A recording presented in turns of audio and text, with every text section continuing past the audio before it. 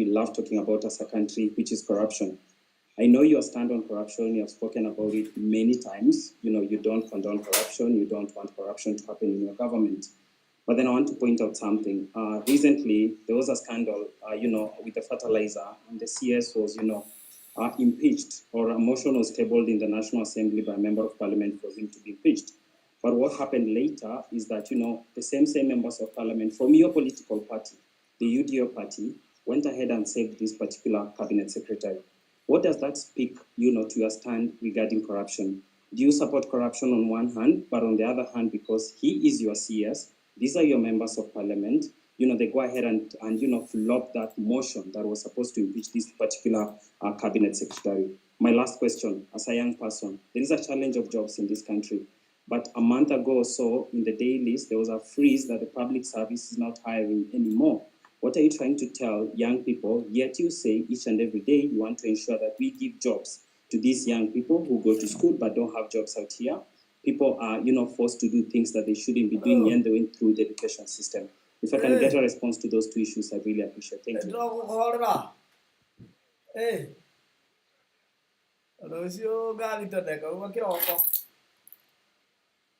you. Grayson, do I answer?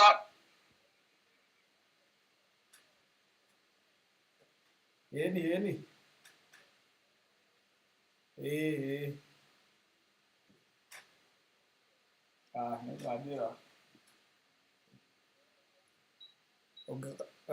Gasta diga apa sini?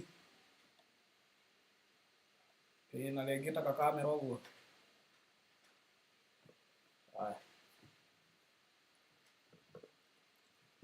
From what I'm able to see on my end. Okay.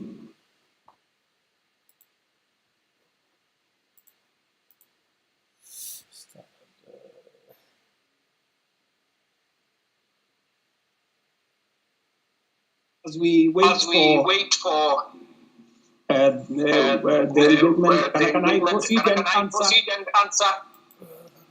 Yes, please. Thank you very much. Alai has mentioned three things. Mr. Alai, I want to tell you, Meshmiwa, that I am acutely clear that even if I don't succeed, I want Kenya to succeed. One thing that I am very clear about is what do we do to change the status of many Kenyans. Intern doctors was a long conversation with intern doctors. I made sure that they were attended to. I met the leadership of the intern doctors myself, finally, and we did make an agreement on how to sort out the intern doctor situation, including, I have factored in this budget with their concurrence. When I agreed with them, we were supposed to sort out their arrears in 3 years. I offered to sort them out in 1 year after I engaged with them, and the money is in the budget. As I talk to you, I have even today decided that even with a cut of the finance bill, I will still make sure that they are sorted out. Issue of pending bills. No, my good brother, we have pending bills in the region of 650 billion. This is the reason why I appointed Mr. Ouko, our former Auditor General, interrogate all the pending bills, purposes of making sure that we can pay them. In fact, one of the items that I listed this afternoon, which was also in the budget, is a provision for us to begin the journey to sort out pending bills, because it is crippling businesses of people, it is destroying enterprises of Kenyans because government is not paying. That thing that you have said about Linda Mama or Linda Jamii and Eduafia, I have done 3 things. Maybe the explanation. Let me give you just the explanation. On Linda Mama. Am I audible? Let's do it, Mr. President. Sorry about that. What we are doing is under our universal health coverage, I promise the people of Kenya that we need to ensure that we don't leave other Kenyans behind. Under our universal health coverage, in which this year we now have a budget for it, we are going to scale up the benefits of Linda Mama. That's why we have brought it, we have scaled it up to universal health coverage. We want it to reach more Kenyans. That's number one. Number two, we want to enhance the benefits. Benefits were 2,500 women giving birth in hospital, in smaller hospitals, 5,000 and maximum of 17,000. We have now changed that. From 2,500, we have moved the benefit to 11,000. We have moved the upper benefit to 32,000. That is not a derogation. That is an upgrading of Linda Mama.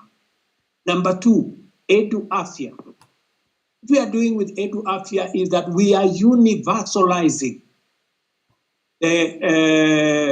Universal health is universalizing insurance so that every Kenyan, and you know, I made this absolutely clear, and that is why we have changed the law so that not just the students who are in school, but every Kenyan, even those who are not in school, will now be beneficiaries of our chief social health. We, instead of having NHIF, we are now going to have social health insurance fund, which is going to cater for everybody, to universalize access. So on both cases, Mr. Alai, we are not derogating, we are upgrading and making sure that universal health is available to many Kenyans. Finally, on Nairobi, on source of revenue. I thought I heard the governor say the other day that he had increased it, he had raised more revenue than was ever raised. I'm not sure about that. But I want to tell you that that is a Nairobi County affair. You, Mr. Alai, should not be asking me. Public should be asking you, because you are the person. You are the person responsible. You are the representative of the people. We should answer that question. You should be the one to interrogate the county government. It is your responsibility of oversight. It is your responsibility of representation. It is your responsibility of legislation. You should legislate how the county resources are raised. You should oversight the county government to collect it. We just want you to take up your job and do it. Let me, Gray Marwa has asked me two very important questions.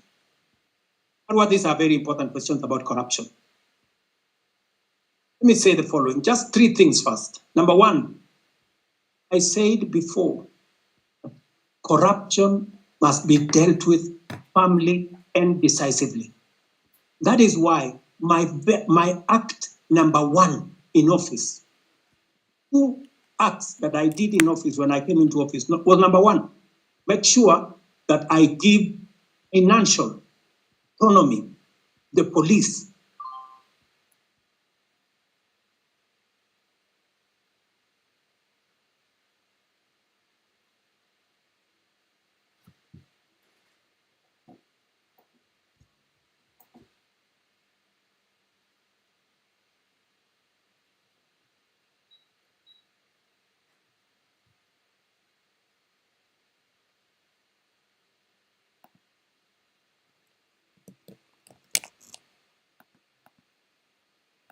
And to empower our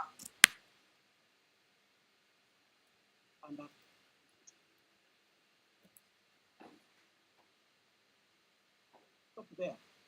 I have enhanced the budget of the judiciary from 18 billion to this year. I wanted to be at 25 billion. Unfortunately, it may come down because of the finance bill by about $1 billion or so.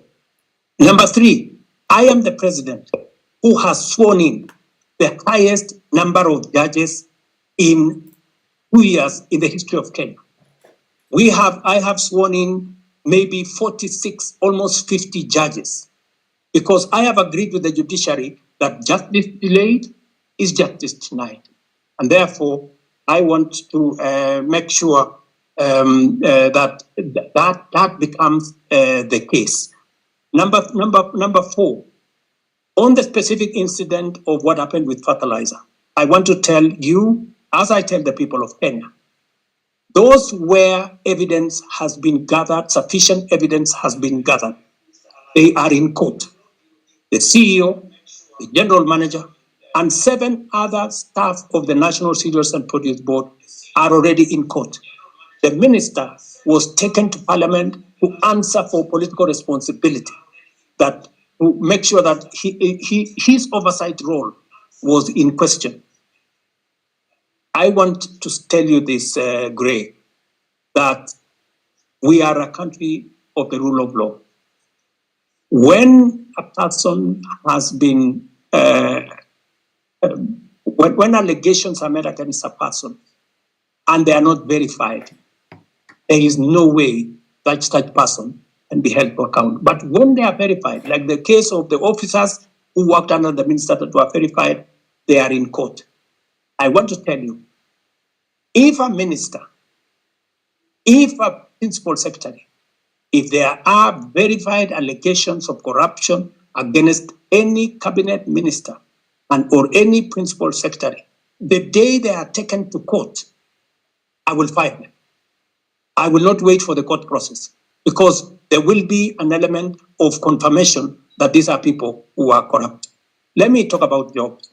And you have said correctly that the public service has issued a circular that there will be, there is a freeze on jobs. The public service has a freeze on jobs at different levels. People who are employed at entry level and the space around jobs is huge. Government can only hire a very small fraction. My intention, my plan is to make sure that government facilitates the economy, facilitates the private sector, facilitates the entire enterprise space to create more jobs. It is the reason why I made a deliberate commitment to the people of Kenya when I went for the elections, and I said I will focus on creating jobs. And if you want me to explain to you the areas where I am focused on creating jobs, I will.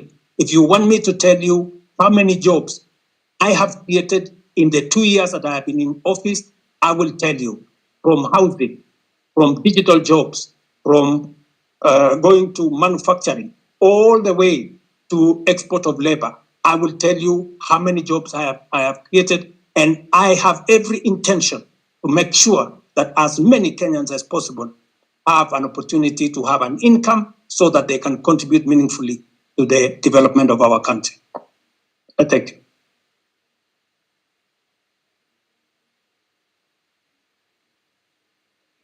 You can speak. Thank you very much for this chance to maybe ask some few questions to the president. I'll be very brief. I only have 3 questions to make. One, Mr. President, is that like most of the people have said, is that the government is full of lies. Because of one, I want to put it clear that when Finance Bill 2023 was passed, we believe that the revenue that was going to be collected during that period were going to be used for development. Personally, I come from Masop constituency, and on February of last year, the CS for Transport, Bonamur Komen, came to Kabiet Shrines and promised us that there is a road down there that's going to down from Kurgung to Chepterway, coming down to Kapkatembu. He said personally that since that this is a road that was left midway by the contractor, he was going to send the contractor in a record 3 months to be on site so that the road can continue so the contractor can start the construction. Up to now, we still haven't seen that. So that basically tells you that that is a liar. Number 2, I think the Gray has talked about the issue of fertilizer.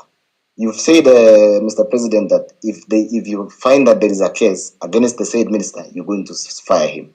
There is a case that has been filed by the Law Society of Kenya against the Minister of Agriculture. If kindly we can tell the minister to step aside so that trying to investigate someone who is in office becomes very hard. So let the minister step aside so that we can continue with the investigation. Number 3, I would want to talk about the arrogance. The arrogance that is in your government. I have heard Mr. President say that the issue of Finance Bill 2024 was, I think it was packaged in a way that maybe you should have done it better. Yes, you should have done it better. The reason being, the people you sent out there, since like the MP for Molo, on the issue of the motor vehicle levy, at some point in the TV, he told people that, if you cannot be able to pay that, just leave your vehicle at home. That is the arrogance that was being displayed. The leader of majority in parliament, Kimani Ichung'wah, even went out on a podium, said that, that these are the Gen Zs, they come with the phones, go to KFC, they go, and then they come with an Uber. That is the arrogance that fueled all this anger that you're seeing in people. And then lastly, on the issue of, I come from, generally this region of Uasin Gishu and maybe Nandi and Uasin Gishu. There was an issue of the Finland scam that happened. There's a case in court. Parents paid for the money. The case is dragging in court. So actually, what you saw in Elred, I think it's more of, it wasn't even more finance bill. It's the anger that has been building up. It's been building up. So people were really angry because they've paid, people sold their land. The issues are still there. Nobody's talking about. We have a case that is in court. It can drag to 5 years. So what happens to the money that is being lost, that someone was going to go to school tomorrow, or by next year, maybe they would have graduated. So I think those are the issues that I have. I want you to address in regards to the areas that I have mentioned. Thank you. Wakili Saroni can speak.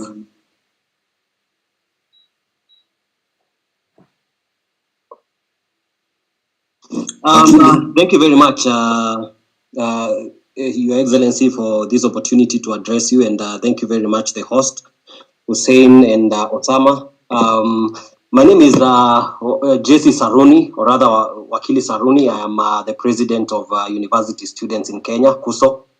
And Your Excellency, I have a few concerns. But first, allow me to give you a background of why, in my opinion, I feel comrades were very disturbed about the finance bill. Your Excellency, if you look at the finance bill 2023-2024, it introduced housing levy at around 3%, which was to be redeemable. However, during public participation, the people, most of the people, including comrades, said that we can start at 1.5%. But without communication, the parliament went ahead and reviewed and made it to be 1.5%, but they removed the clause that allowed people to redeem the savings after they retire. Your Excellency, I would wish to hear from you whether it can be reverted so that this can be redeemable. But as I continue, Your Excellency, I was part of your team during the campaign, and one of the things that we were saying during the campaign, because I actively campaigned using the Kenya Kwanza manifesto, was the 30% of appointments of youth in different positions, and including a youth advisor to the cabinet.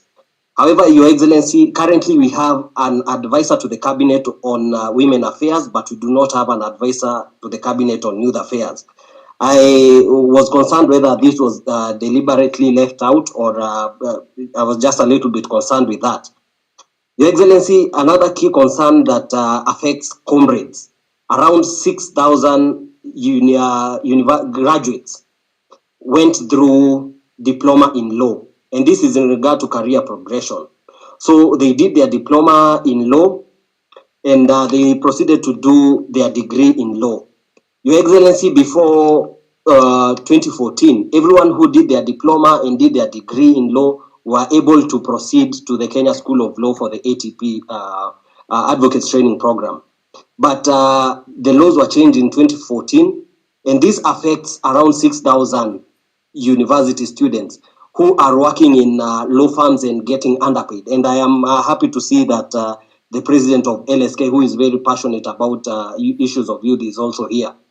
Your Excellency, there is an amendment bill in Parliament that is on the Speaker's desk and has stayed for so long. Your Excellency, this is something that is under the office of the Attorney General. And with the indulgence of the Attorney General, I believe this thing can be, we can find an approach where this thing can be addressed, of course, through the office of the Attorney General, so that these comrades can stop the suffering. They are not able to proceed to self-actualization because most of them would want to become advocates of the High Court, but they are not able due to that change in the Act of Parliament. Your Excellency, another concern is on students and youth leadership. Wakili, I will hate to do this, but please, we've only gone through 5 questions. I think there are so many people on attack. Okay, just one more. Kindly, we agreed with, yeah, please. Kindly. Okay. Your Excellency, in regards to university students and youth leadership, you can see that we have the National Youth Council, which is constituted. It's supposed to hold elections. And I feel, Your Excellency, the youth feel that they have not been able for a long time to represent their grievances because they are not able to elect their leaders directly. And this goes back even to the University Amendment Act, which introduced the delegate system, which I feel that the universities have found a way to maneuver so that they make sure that the students who are elected are students who they can be able to maneuver and manipulate. Your Excellency, finally, on the issue of branding, the projects that our members of parliament and all other people has the aspect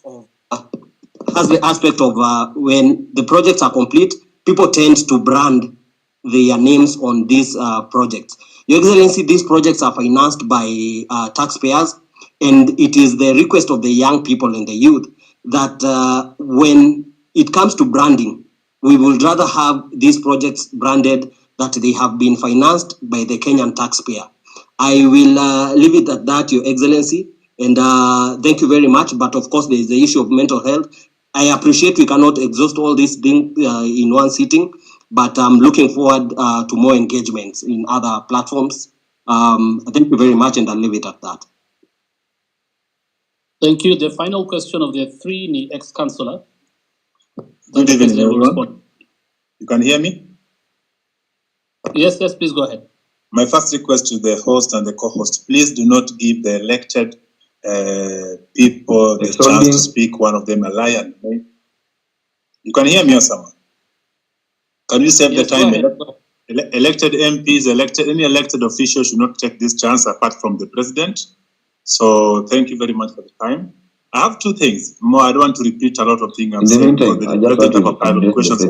Number 1. Mr. President, si watakujua huyu askari amekuwa akiwa watu kwa maandamano atashikwa siku gani? Kwa vile amekuwa kirom freely tangu last month, amekuwa to all over the city. Tulikuwa tunakujua atashikwa siku gani? Kwa vile ilikuwa inasemekana amekuwa hivyo tangu kitambo na sio wa kwanza. We just need answers about him. Thank you. Okay, he will answer that plus Councillor. Councillor, finish, please. Thank you. Yeah, my question is to the president. Why is it that the things you're asking about today are not new things? They are things you did promise in your campaign, and the other time you're being played with videos of you saying the same thing. You had to find a way of not listening to those videos. The one thing that you promised us, one of them is corruption. Your people around you, you've addressed this one. You can't tell me out of the 100 people you have around you, 90% are corrupt or have stories of corruption, and you are doing nothing about it. I'm a medic by profession, and the issue of NHIF, which is moving now to shift. I read list the last 2 days of millions, 300 millions, another 900 million today, disappearing to wrong or fake claims. I'm wondering if the change from NHF to SHIF, will it improve or just another way to get more money for people around your circle to buy houses, buy big cars and laugh at us? Now, Mr. President, Councillor, those are about 2 questions. Now let's have the President answer.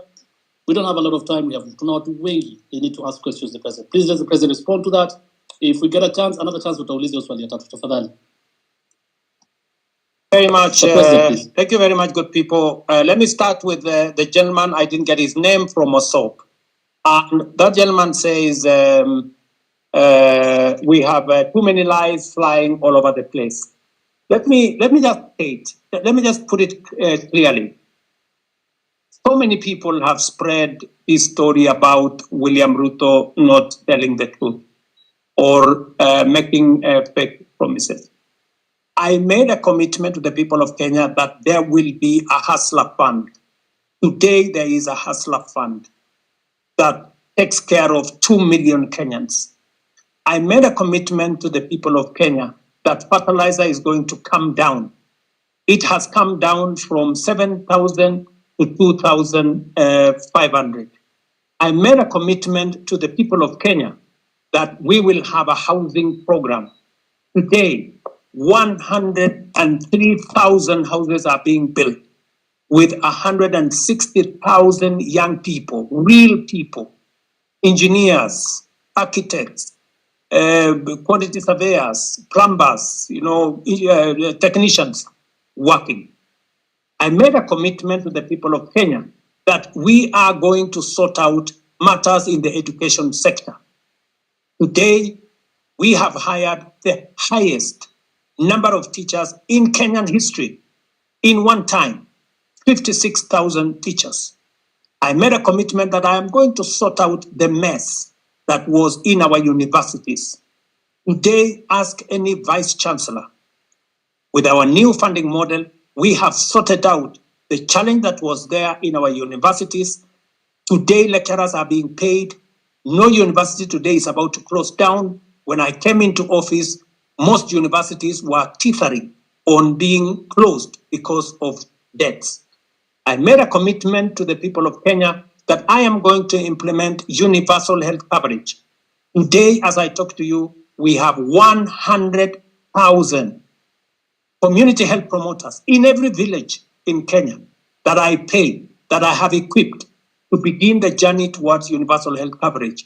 As I talk to you today, there are 4 pieces of legislation that we have implemented, or that we have enacted to actualize universal health coverage. I can go on, and I can tell you, every commitment that I made, I said I am going to appoint the judges that were not there, I did. I said I'm going to operationalize the fund for the police, independent police, I did. I said I am going to enhance the budget of the judiciary, I did. You know, when people want to conveniently say a few things that propagate a certain narrative, it is easy. But let me leave that there. Let me go back to the Mosop Kurgung story. I want to tell you, my good brother, we have stalled roads in Kenya. In fact, the budget, the debt we have on roads is 910 billion. Because we rolled out a program that we didn't have money to do. It is what is troubling me now. It is why many people are asking me, why are you outside the country? I went to China, for example, and I got 40 billion shillings to do at least 8 roads that were stalled. I have come back from the US, and we have had a consultation, and we are getting money to be able to roll out some of our roads, courtesy of concessional funding from the World Bank. I have had conversations with the president of Germany, and they are giving us money under the same program for us to be able to meet some of our programs. I want to tell my good friend from Osop that we are focused on these areas. These roads did not stall yesterday. These roads have stalled for a while. We are figuring out how to make sure that we deal with that situation. And my apologies that maybe the minister did not keep his word, and I'm going to remind him. Let me do the following. On fertilizer, I want to agree with you on this subject of fertilizer first. Let me say this. Fertilizer has made a very big difference in Kenya. Because of our program on fertilizer, we have managed to increase our food productivity. For example, on maize alone, from 44 million bags to 67 million bags last year. This year, we are going to pay the highest bonus ever in Kenyan history for our tea. In fact, our tea production, because of the support we gave PTDA, has increased from last year. It was 180 billion shillings that we collected from our tea. This year, it's going up to 210 billion. On coffee, the average payment of coffee last year was in the region of 70-80. As I talk to you now, because we supported our tea farmers, the average payment for our coffee is in the region of between 100, 120, in some very good cases, 129 shillings per kilo. The whole array of what we have done with fertilizer is phenomenal. And therefore, I understand when somebody like my friend from Morsop gets annoyed when there are people who want to sabotage a program that is making a very big difference in Kenya. And that is the reason why I didn't delay 1 minute. When this issue of fake fertilizer came into the public, all the officials that were involved in it at the National Cereals and Produce Board were charged. When the minister is finally, when there is evidence gathered enough for the minister to be held to account, I want to promise you that I will fire him, and any other minister for that matter, if there is sufficient evidence to hold anybody accountable. Arrogance. I agree with you that not everybody understands communication. Let me tell you, my good friend from Mosop, the day you become a public speaker, you will know how easy it is to make a mistake in the public. Sometimes you say things that you did not mean, but it comes out very badly. So whether it is the member of parliament for Molo, the member for parliament for Molo is a young man. I can tell you that young man is doing his very best. In fact, when I made him the chair of finance committee, many people told me he was too young. I shouldn't have made it. But I wanted to test also young people. And I wanted to mentor young people. And I want to say, he had made mistakes. But I want to tell you that young man is bright. He has a bright future. He made mistakes. I will apologize for him. Maybe he said what he shouldn't have said. But they are among the young people I am mentoring so that they can become leaders tomorrow. Same case with my friend Kimani Ichung'wah. In fact, after he made that statement in, I think it was maybe in Baringo or somewhere, I called him.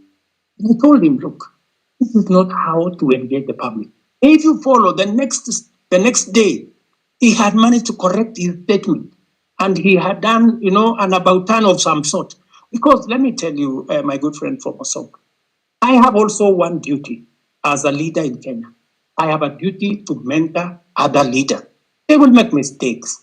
They will demonstrate, maybe some arrogance, maybe either inadvertently or in whatever manner. But partly, it's because of inexperience, partly because of not a fair understanding of things. But I sometimes will want to take responsibility because these are members of my team, and I will correct them. Let me also say about what you said about the Finland story in Eldoret. It is really unfortunate that people sold property, land, livestock for their children to go to Finland. I wish I could go to court and tell the court to jail these people. Unfortunately, there's something called rule of law. There's something called due process. If these people had not been arrested, if nothing had not been done about it, then I would think that there would be a matter. But these are people who have been arrested. They are, as I talk to you, presently in court. They are being taken through due process. And I am very confident that if they are guilty, the law is going to deal with them. Let me go to Saruni, Apili. You said about the 1.5. It is true. There was a proposal of 3%. The public told us that we do not want a levy. If you want, collect a tax, reduce it to 1.5. So both reduction to 1.5 and changing to a tax was actually coming from public participation. This is what the public said. If the public are going to make a different suggestion going forward, we will respect what the public will have said going into the future. Am I still audible? Are you there? Yes. Yes. Let me say this. I agree with you, my friend, that I said that I would have an advisor in my office for young people. But maybe I did something different. I gave many young people. If you go to parliament, if you look at the leader of Senate, if you look at the leader of many committees in parliament, I made young people. If you look at my deputy controller of State House, these are young people. I decided to have more more principal secretaries. If you look at the profile of my principal secretaries, you have people in their 30s, many of them serving in substantive positions. In fact, many people were asking me whether these girls, some of them look like they are, or these boys, whether they can be principal secretaries. And I'm very proud of them. They are doing a wonderful job. But that is something I will consider, Saruni, that as way of keeping a promise, I think that is something I need to consider. And thank you very much for your feedback. Let me also say on the matter of the law that is bringing problems to 6,000 diploma law students who, because of a law in 2014, I will take it up with the AG. Ordinarily, professional organizations like the legal fraternity are normally regulated by professional bodies like the LSK and all the others. If we get a recommendation from the LSK to the Attorney General, I will be able to facilitate and make sure that we don't enfranchise 6,000 people in Kenya who have undergone training and who need to practice law in the way they want to do. I agree with you that there has been a problem with the Kenya Youth Council. We need to deal with it. And I have told Ababu Namwamba, my minister for young people, to look at whether we have the right forum. The problem with the Youth Council, it has always looked like it is a government agency. We want to make sure that it doesn't look like a government corporation or a government agency. We want it to be a young people's organization in a way that government influence and government intervention is limited, so that the young people can speak for themselves. I would welcome ideas, Saruni, from university leadership on how we can make the Youth Council better, more democratic, and more representative of the young people. I couldn't agree with you more on this branding issue. I see faces of people all over the place on government projects that have been done. I think it is meant to look like they did it with their own money. I agree with you that this branding, if it costs public money, it should stop. And it is feedback that I am going to take in to see to it that no public money is used to paint people's photo on government projects. Let me answer ex-councillor. I'm told he's ex-councillor, but he's also a doctor. This is good. I didn't know that an ex-councillor, a doctor can be an ex-councillor, but that is good.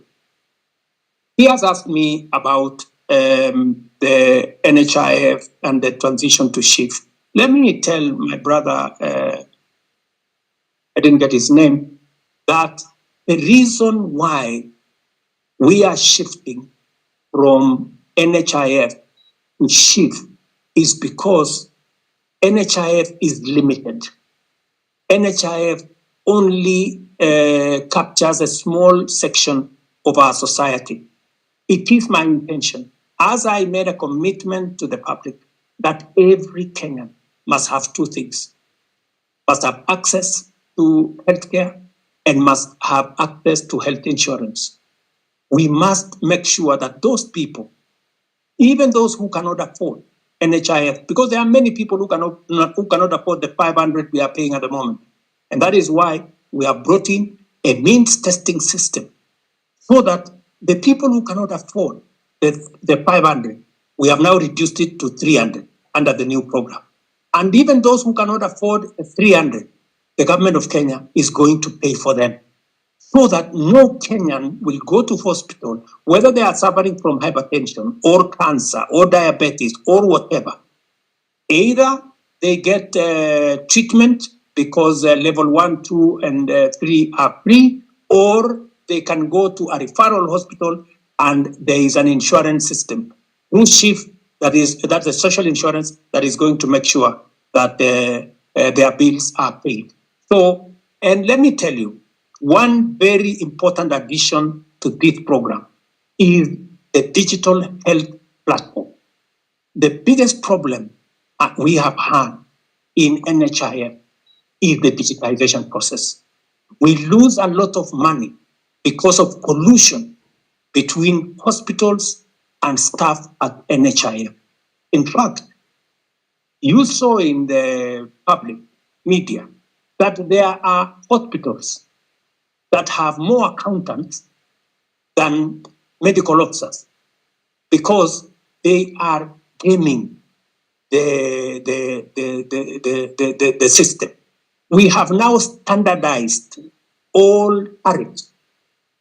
There is no way you can be treated by malaria in one hospital and you pay 1,000, and treated for malaria in another hospital and pay 100.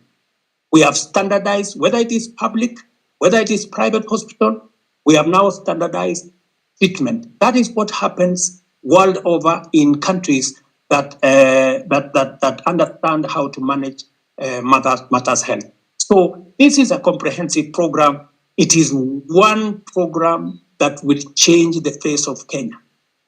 Kenyans will no longer have to sell their land, sell their property to go and pay for hospital bills. We will, all of us, stop these harambes and the public collections that we are collecting to go and deal with people. So, my good friend, this is the plan. We have gone through it with Parliament. We have enacted 4 pieces of legislation. It was my plan to launch it on the 1st of this month. Unfortunately, because of the challenges we've gone through with the finance bill, we have shifted it to begin 1st of October, but the process of registration has already started. I think we are on day 4, and already over 100,000 Kenyans have been registered. So, and I want to encourage all Kenyans to register so that we can be able to plan for our health together as the people of Kenya. And we can even plan for our health commodities, and we can be able to secure everybody from matters illness. Thank you very much. Not finish my questions. So as I continue, but my main point was corruption, whether it's an HIF or SHIF. I told you 300 million paid to fake claims, around 9 million today, early in the morning. Will this stop in the new system? Is that since you came into power now 2 years ago, the only thing you keep mentioning is the price of Unga going down and the housing project, which we do know very well will not be occupied with the common Mwananchi like me. So do you have another project that you can always tell us? The things you promise, a lot of things, from police killings, that things are happening. Which one are you going to address other than the two of price of unga and housing. Now, in the police thing, there's somebody, as someone has told you, you have not addressed. Someone was asking. There's a police that killed somebody. Is believed to have killed the first Rex, the first death of the protests. Still roaming. Yesterday, the other day, was seen in a video shooting directly to a crowd. I didn't see the end of the bullets. I cannot tell the crowd to a wall. What is happening to this? When are these people getting arrested? What is the CI doing about them? Why is it that the nobodies are getting arrested, arraigned in court in very few days, but then the big boys are just sitting somewhere eating our taxes? What are you doing about them? What is your direction to address this issue? Thank you. So, and also, if you notice something in the pattern, there are the last Mandamano, the recent one that was full of goons. How come the first four, there were no this violence?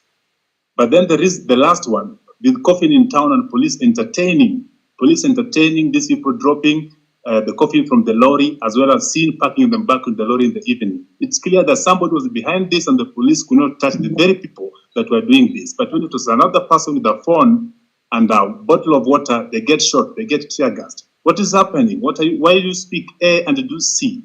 What instruction are you giving to the police? Yesterday I saw that you are praising the police for having done a good job professionally. Well, people died. What are we praising here? What are we looking at?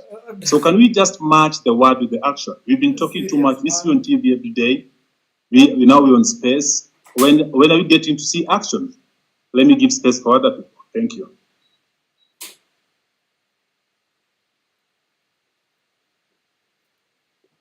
Also, Mr. President, have you tried to reach the families of those who were shot dead by the police or injured by the police? Even a single one? Have you tried to reach even their mothers? Thank you very much. Let me just speak to two of the things that you have. Yes, I have tried to reach out to Kennedy Onyango's mother, Jessica Onyango. And in fact, I am scheduled to engage with them. I have already sent a message and they were not available, but they know that I have been looking for them and I will be speaking to them shortly. On the matter of this rogue police officer that you say is roaming, that is something that I would want to get exact details of who this is, and I can tell you that we will apprehend him and deal with him in accordance with the law. But let me answer also what my friend... We'll send you video pictures. Pardon? If you're having a difficult locating the police, we have videos and pictures of them. Okay. So that should be easy. Please forward the picture and photos to me, to Hussein, my spokesman here, and also I would appreciate if you can send it to also my inbox if you can, or if you can send it to the Independent Police Oversight Authority. We will deal with it. But let me also respond to you about matters corruption. I want to promise you that part of the pushback we had on implementing our universal health coverage is because of corruption. Very many corrupt people who are gaming NHIF were against what we were doing. That is why they went to every court available, trying to sabotage this program, because they know that they will be out of business once we roll out this program, because there will be no room for them to hide. It is also the reason why, my good friend, I am digitizing government services, because I want to reduce the interaction between Kenyans and officers who sometimes ask for bribes left, right, and center. I want Kenyans to access public service from the comfort of their offices or their phones or their homes. But let me speak to the subject of corruption in that matter. Number one, we will operate a digital system through and through, whether it is with KEMSA, we are digitizing KEMSA, we are digitizing commodity distribution, we are digitizing matters to do with the whole